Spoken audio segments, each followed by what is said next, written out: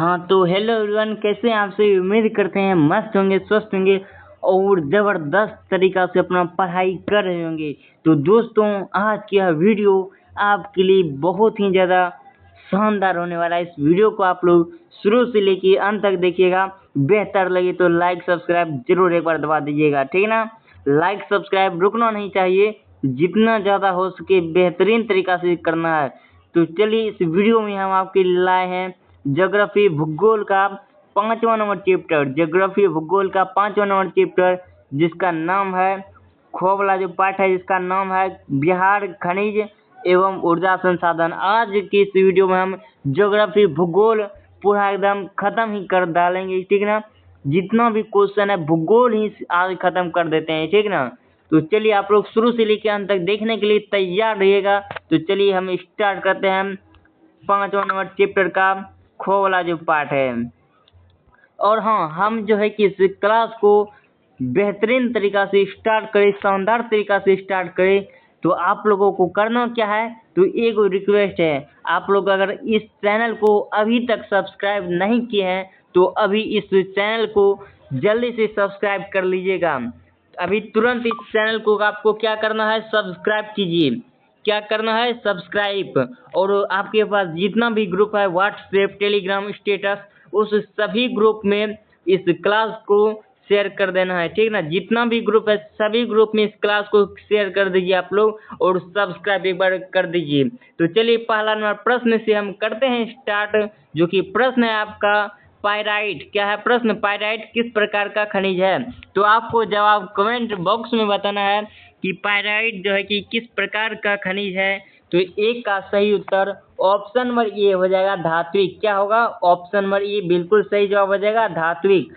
Pyrite किस प्रकार का खनिज है, तो धात्विक खनिज है। पाइराइट किस प्रकार का खनिज है, धात्विक। तो चलिए दोस्तों, बढ़ते हैं आगे। दूसरा नंबर प्रश्न कहता है कांटी तापीय विद्युत परियोजना किस जिला में अवस्थित है। कांटी तापीय विद्युत परियोजना किस जिला में है। तो आपका सही जवाब क्या होना चाहिए, ऑप्शन नंबर सी। वह बिल्कुल सही जवाब है आप सबका भी, मुजफ्फरपुर। कांटी तापीय विद्युत परियोजना किस जिला में है, मुजफ्फरपुर। आपका ऑप्शन नंबर सी बिल्कुल सही उत्तर हो जाएगा, ठीक है ना। तो आप सबका भी सही जवाब आ रहा है, ऑप्शन नंबर सी, कांटी तापीय विद्युत परियोजना मुजफ्फरपुर जिला में है। तो चलिए अगला प्रश्न देखते हैं, तीसरा नंबर, जो कि प्रश्न कहता है आपका कि बिहार राज्य है। बिहार किस प्रकार का राज्य है। तो आपको पता होना चाहिए कि बिहार कृषि प्रधान राज्य है। कौन हो जाएगा, कृषि प्रधान। आपका ऑप्शन नंबर डी, 3 का ऑप्शन नंबर डी बिल्कुल सही उत्तर हो जाएगा। बिहार किस प्रकार का राज्य है, कृषि प्रधान राज्य। और बिहार में जानते हैं 80% की आबादी खेती बाड़ी से जुड़ा हुआ है, कृषि से जुड़ा हुआ है, ठीक ना। तो 3 का ऑप्शन नंबर डी बिल्कुल सही उत्तर हो जाएगा। अगला प्रश्न 4 नंबर कहता है कहलगांव तापीय विद्युत परियोजना कहाँ है। कहलगांव किधर है जानते हैं, कहलगांव तो भागलपुर इधर है। तो कहलगांव तापीय विद्युत परियोजना किस जिला में हो जाएगा, भागलपुर। आपका बिल्कुल सही उत्तर हो जाएगा, ऑप्शन नंबर ए। कहलगांव तापीय विद्युत परियोजना किस जिला में है, भागलपुर जिला। भागलपुर जिला बिल्कुल सही जवाब हो जाएगा आपका, ऑप्शन नंबर ए। ये तो बगले में है भागलपुर जिला, कहलगांव तापीय विद्युत परियोजना भागलपुर जिला। ये देखिए कितना बार आया हुआ है, सवाल हॉल का पूछा है कितना, 2020, 22, 2023 में दोनों सीटिंग आया हुआ है। तो चलिए बढ़ते हैं आगे। 5वां प्रश्न, जो कि आपका प्रश्न है, क्या कहता है कौन तापीय विद्युत परियोजना बिहार में है। ऐसा कौन सा तापीय विद्युत परियोजना है जो कि बिहार में है। तो 5 का सही जवाब ऑप्शन नंबर डी होना चाहिए। क्यों होगा, क्योंकि कांटी तापीय विद्युत परियोजना कहाँ है, तो कांटी तापीय विद्युत परियोजना है मुजफ्फरपुर यानी बिहार में। कहलगांव भी है भागलपुर जिला में। उसके बाद नवीनगर तापीय विद्युत परियोजना ये भी है बिहार में। जो आपका ऑप्शन नंबर डी बिल्कुल सही जवाब हो जाएगा। इनमें से सभी 5 का जो भी ऑप्शन नंबर डी बता रहे हैं उनका जवाब बिल्कुल सही है। तो चलिए, इस चैप्टर से इतना ही, 5 ही प्रश्न था। तो इस चैप्टर का करते हैं समाप्ति, ठीक ना। अब आगे बढ़ते हैं 5 का गो वाला पार्ट। 5 का जो है कि गो वाला भाग में जाते हैं। खो वाला भाग तो हो गया, अब आते हैं किसमें, गो वाला भाग। इसमें क्या कहता है, बिहार उद्योग एवं परिवहन। इसमें पढ़ना है बिहार उद्योग एवं परिवहन के बारे में। इसमें क्या चीज़ रहेगा, उद्योग एवं परिवहन। तो चलिए, इसका भी हम आज तो खत्म ही कर देंगे, जानते हैं ना। आज क्या करेंगे, आज इस क्लास में भूगोल खत्म करके ही जाएंगे, चाहे कुछ भी हो जाए।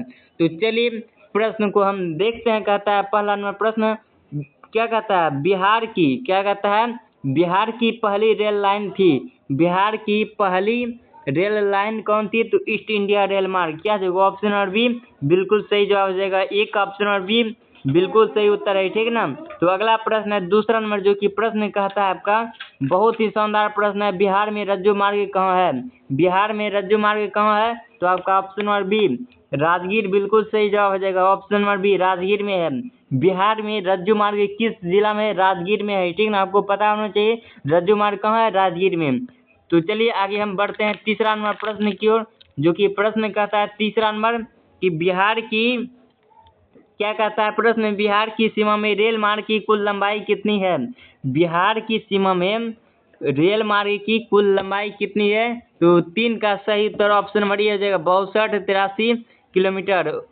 बिहार की सीमा में रेल मार्ग की कुल लंबाई कितनी है? 62-83 किलोमीटर। 3 का ऑप्शन नंबर ए बिल्कुल सही जवाब हो जाएगा। अगला प्रश्न 4 नंबर बहुत ही ज्यादा शानदार प्रश्न है, जो कि कहता है मंदार पहाड़ी या मंदार हिल किस जिला में है? मंदार हिल आपको मालूम होना चाहिए कि मंदार हिल बांका जिला में है। मंदार हिल किस जिला में है? बांका जिला। ऑप्शन नंबर सी बिल्कुल सही जवाब हो जाएगा। 4 का ऑप्शन नंबर सी बिल्कुल करेक्ट आंसर है। मंदार हिल किस जिला में है? बांका जिला। अगला प्रश्न है 5 नंबर, जो कि कहता है रेल वर्कशॉप स्थित है। रेल वर्कशॉप कहाँ पर स्थित है? तो जमालपुर आपका बिल्कुल सही जवाब हो जाएगा, जमालपुर, ठीक है ना। ऑप्शन नंबर रेल वर्कशॉप कहाँ पर स्थित है? तो आप कहेंगे जमालपुर, आपका बिल्कुल सही जवाब आ रहा है ऑप्शन नंबर ए, ठीक ना। तो अगला प्रश्न है 6 नंबर, जो कि कहता है 2011 में जनसंख्या की दृष्टि से भारत का विश्व में कौन सा स्थान था? तो 6 का सही उत्तर ऑप्शन नंबर बी बिल्कुल सही हो जाएगा, दूसरा स्थान था। कौन सा? दूसरा स्थान आपका ऑप्शन नंबर बी बिल्कुल सही जवाब हो जाएगा। 2011 में जनसंख्या की दृष्टि से भारत का विश्व में दूसरा स्थान था। अगला प्रश्न देखते हैं 7 नंबर अंतिम प्रश्न, जो कि 7 नंबर प्रश्न कहता है 2011 की जनगणना के अनुसार बिहार के किस जिले का जनसंख्या घनत्व सबसे अधिक था? बिहार के किस जिले का जनसंख्या घनत्व सबसे अधिक था? शिवहर आपका बिल्कुल सही जवाब हो जाएगा ऑप्शन नंबर ए, ठीक ना। ये सब देखिए 2025 में आया हुआ है। कब आया हुआ है? तो आप कहेंगे 2025 में, ठीक ना। तो चलिए इस चैप्टर का इतना ही क्वेश्चन था, तो आगे बढ़ते हैं। अगला चैप्टर जो कि आपका है बिहार जनसंख्या। क्या है नाम चैप्टर का? तो आप कहेंगे जानते हैं चैप्टर का नाम है 5वां नंबर चैप्टर का घोवाला पार्ट। कौन सा पार्ट? घोवाला। और घोवाला पार्ट है जो है कि कहता है जनसंख्या एवं नगरीकरण। इसी चैप्टर का जो ऑब्जेक्टिव लाए हैं, ठीक ना, अभी करा देते हैं तुरंत। इसका कम में ऑब्जेक्टिव है। प्रश्न 1 कहता है 2001 में बिहार की कुल जनसंख्या थी। 2001 में अगर हम बात करें तो बिहार की कुल जनसंख्या कितनी थी? तो 1 का सही उत्तर ऑप्शन नंबर बी हो जाएगा 9 करोड़ से भी अधिक। कितनी थी? 9 करोड़ से भी अधिक। 2001 में बिहार की कुल जनसंख्या 9 करोड़ से भी अधिक थी। तो चलिए दूसरा नंबर प्रश्न है 2001 की जनगणना के अनुसार 2001 की जनगणना के अनुसार बिहार में नगर में आबादी कितनी प्रतिशत थी? यानी बिहार में 2001 की जनगणना के अनुसार नगर में कितना आबादी बसता था? तो 2 का सही उत्तर ऑप्शन नंबर सी हो जाएगा 10.5%। Option number C 10.5%। अगला प्रश्न है तीसरा नंबर, जो कि प्रश्न कहता है तीसरा नंबर क्या? बिहार का सबसे बड़ा नगर कौन है? अगर हम बात करें बिहार का सबसे बड़ा नगर, तो पटना बिल्कुल सही जवाब हो जाएगा ऑप्शन नंबर ये। बिहार का सबसे बड़ा नगर कौन हो जाएगा? पटना। अगला प्रश्न 4 नंबर कहता है बिहार में सर्वाधिक आबादी किस जिला में है? बिहार के किस क्षेत्र में सबसे ज्यादा आबादी है? तो बिहार के किस क्षेत्र में सबसे ज्यादा आबादी है? पटना बिल्कुल सही जवाब हो जाएगा ऑप्शन नंबर सी। पटना में बहुत घनत्व वाला राज्य है, सॉरी जगह। अगला अंतिम चैप्टर नंबर चैप्टर, इससे भी दो सवाल इससे कहता है मानचित्र अध्ययन उच्चावच निरूपण। चलिए इसका भी ऑब्जेक्टिव दिखाते हैं आपको कितना है। यही है, बस खत्म। कहता है क्या? इसका प्रश्न नंबर पहला कहता है तल चिन्ह की सहायता से किसी स्थान विशेष की मापी गई ऊंचाई को क्या कहा जाता है? तल चिन्ह की सहायता से किसी स्थान विशेष की मापी गई ऊंचाई को क्या कहा जाता है? तो ये का सही उत्तर ऑप्शन नंबर ये हो जाएगा स्थानीय ऊंचाई। कौन सी ऊंचाई? स्थानीय ऊंचाई। आपको याद कर लेना हो कौन सी ऊंचाई हो जाएगा? स्थानीय ऊंचाई। और अंतिम नंबर भूगोल का चैप्टर का अंतिम नंबर प्रश्न है, कहता है क्या मानचित्र में नीले रंग द्वारा किस भाग को दिखाया जाता है। नीला रंग किसका होता है, तो आप कहेंगे नीला रंग जल का होता है, तो जल को दिखाया जाता है। तो दो का सही उत्तर ऑप्शन नंबर डी हो जाएगा। इसी आशा और विश्वास के साथ मिलते हैं फिर अगला विषय, जो कि अगला विषय क्या हम कराएंगे आप लोग कमेंट बॉक्स में ज़रूर बताइएगा। तो चलिए आज के लिए इतना ही, मिलते हैं फिर अगली क्लास में, वो भी बेहतरीन नए अंदाज के साथ कराएंगे। तो आज के लिए इतना ही। जय हिंद, वंदे मातरम। हंसते रहिए, मुस्कुराते रहिए और पानी पीते रहिए, गर्मी में पंखा होकते रहिए, ठीक ना। और सब्सक्राइब कर